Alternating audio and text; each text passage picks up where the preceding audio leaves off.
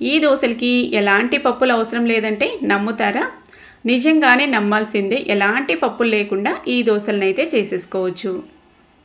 పెసరపప్పు కానీ మినపప్పు కానీ ఎలాంటి పప్పులు అవసరం లేదు. కేవలం టొమాటోలు అలాగే పండు మిరపకాయలు ఉంటే చాలు ఎర్రటి రుచికరమైన ఈ దోసలైతే రెడీ అయిపోతాయి. అలాగే మనము పిండి రుబ్బుకున్న వెంటనే వేసేసుకోవచ్చు. పిండిని పులియ పెట్టుకోవాలనే అవసరం కూడా ఉండదండి. అలాగని సోడా, ఈనో ఇలాంటివి కూడా వాడవసరం లేదు. మరి ఎలా చేసుకోవాలో చూసేయండి. ఒక మిక్సింగ్ బౌల్ తీసుకొని అందులోకి 1 కప్పు బియ్యం అయితే వేసుకుందాం. రేషన్ బియ్యము లేదంటే నార్మల్ బియ్యము ఏవైనా పర్లేదు. నేనైతే ఇక్కడ రేషన్ బియ్యాన్ని అయితే తీసుకున్నా. నీళ్లు వేసేసుకొని 1కి 2 సార్లు బాగా నలుపుకుంటూ కడిగేసుకోవాలి. రేషన్ బియ్యం కాబట్టి డస్ట్ బాగా ఎక్కువగా ఉంటుందని నేను ఒక 2-3 సార్లు నీట్గా కడిగేసుకుంటా.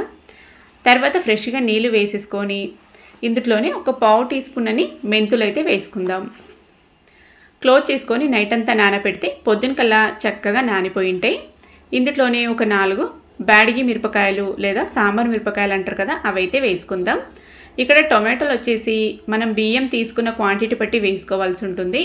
నేను ఇక్కడ 1 కప్పు వేసుకున్నా కాబట్టి మీడియం సైజు 2 టొమాటోలు అయితే తీసుకున్నానండి. ఇవి కూడా కప్పుతో చూస్తే 1 కప్పు వస్తాయి అన్నట్టు. 1 కప్పు బియ్యానికి 1 కప్పు టొమాటోలు అయితే వేసుకోవాలి. ఇప్పుడు మిక్సీ జార్ తీసేసుకొని మిక్సీ అయితే పట్టేసుకుందాం. మీరు తీసుకున్న క్వాంటిటీ బాగా ఎక్కువ ఉన్నాయంటే 2 సార్లు వేసుకోవచ్చు. నేను తీసుకున్న క్వాంటిటీ తక్కువ ఉన్నాయి కాబట్టి ఒకేసారికి అయిపోతుంది. మొత్తం మిక్సీ జార్లోకి అయితే వేసేసుకుందాం. అలాగే ఒక చిన్న 2 అల్లం ముక్కలు కూడా వేసేసుకొని రుచికి సరిపడా ఉప్పు కూడా వేసుకుందాం. పచ్చిమిర్చి వేయాల్సిన అవసరం లేదు. పండు మిర్చి వేసాం కాబట్టి స్పైసీనెస్ కూడా వస్తుంది, కలర్ కూడా వస్తుంది.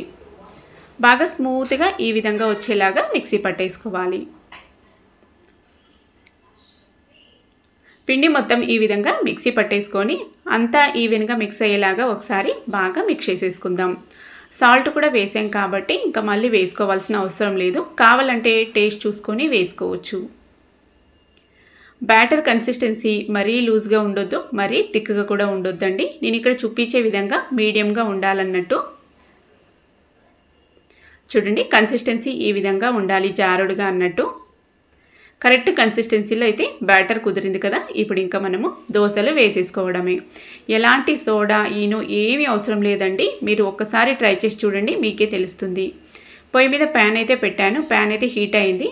లైట్గా ఒక గరిటె బ్యాటర్ వేసి ఈ విధంగా లైట్గా స్ప్రెడ్ చేసుకోవాలి. మరీ ఎక్కువ స్ప్రెడ్ చేయొద్దు. బాగా సాఫ్ట్గా ఉంటాయి అన్నట్టు ఈ దోశలు.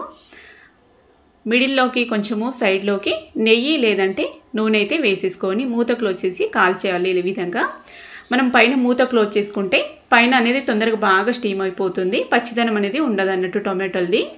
చూసారు కదా ఎర్రగా మనకి ఎంత చక్కగా కాలిందో కదా. ఇప్పుడు రెండో సైడ్కి టర్న్ చేసేసుకుందాం. కావాలంటే ఒకే సైడ్ కాల్చుకోవచ్చు, లేదంటే 2 సైడ్లకు కూడా కాల్చుకోవచ్చు. పిల్లలకి మనము స్నాక్స్ టైంలో కూడా చేసి ఇవ్వచ్చండి. ఇందులో టొమాటో ఫ్లేవర్ ఉంటుంది, అలాగే స్పైసీ కూడా ఉంటుంది కాబట్టి చాలా ఇష్టంగా తింటారు. చట్నీస్ కూడా అవసరం లేదు. చూసారు కదా చాలా ఈజీగా మనకి ఎలాంటి పప్పులు అవసరం లేకుండా కేవలం టొమాటోలు అలాగే పండు మిరపకాయలతోనే దోశలు అయితే రెడీ అయిపోయినాయి. చూడడానికి కూడా బాగా కలర్ఫుల్గా ఎర్రగా ఉండడం వల్ల చాలా ఇష్టంగా తింటారు పిల్లలు. అలాగే పిల్లలకి ఇంట్లో ఉన్న వాళ్ళందరికీ చాలా బాగా నచ్చుతాయి. ఒక్క దోశ తినేటితోన 3-4 దోశలు అయితే తింటారండి. ఇవి అంత బాగా ఉంటాయి టేస్ట్ అయితే.